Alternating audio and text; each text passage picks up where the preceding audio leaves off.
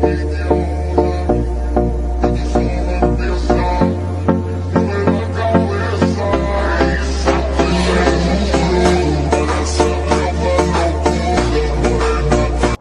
materi yang pertama, kenapa memilih prodi manajemen, yaitu karena akan mendapatkan keterampilan kepemimpinan dan komunikasi yang baik, serta mempelajari memahami bagaimana cara mengelola sumber daya manusia dan proses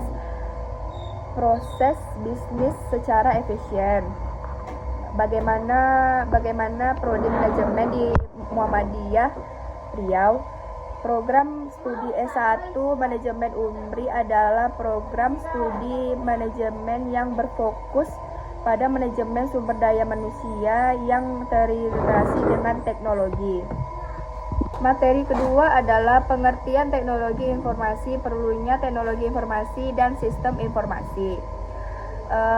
Yaitu pengertiannya penggunaan perangkat keras, perangkat lunak, layanan, dan infrastruktur pendukung untuk mengelola dan menyampaikan.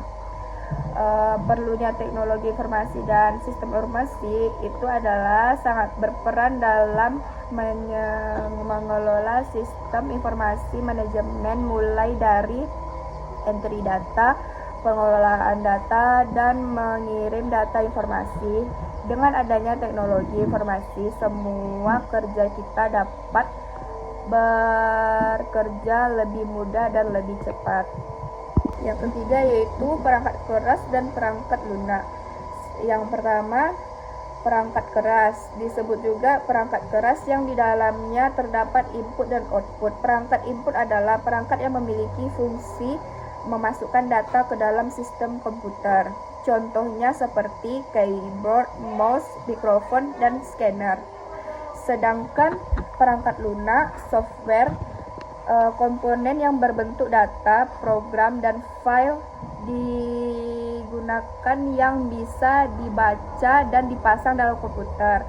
Contoh aplikasi, jenis aplikasinya yaitu perangkat lunak sistem operasi, perangkat lunak driver, perangkat lunak aplikasi, dan bahasa penerjemahan.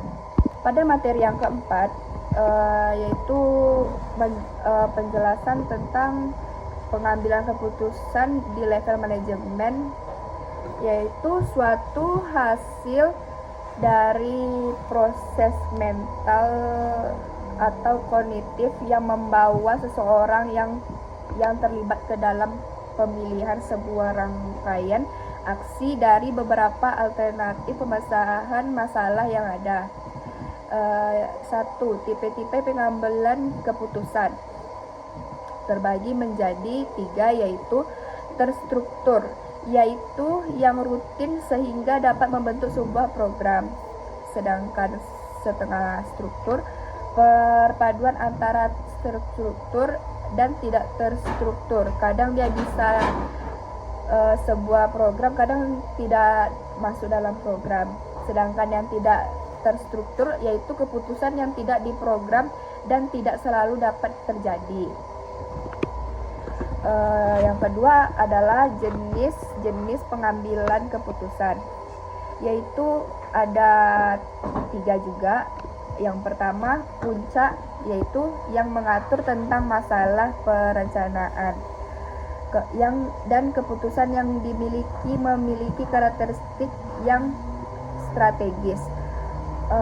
Yang kedua, menengah, yaitu menangani permasalahan pengawasan yang berfokus pada masalah administrasi dan berkaitan dengan pengelolaan sumber daya manusia.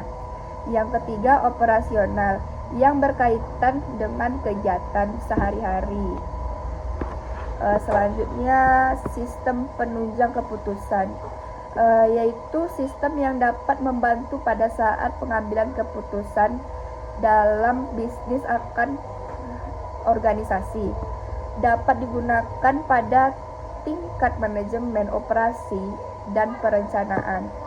Pada materi yang kelima, itu menjelaskan tentang data, informasi, dan pengetahuan.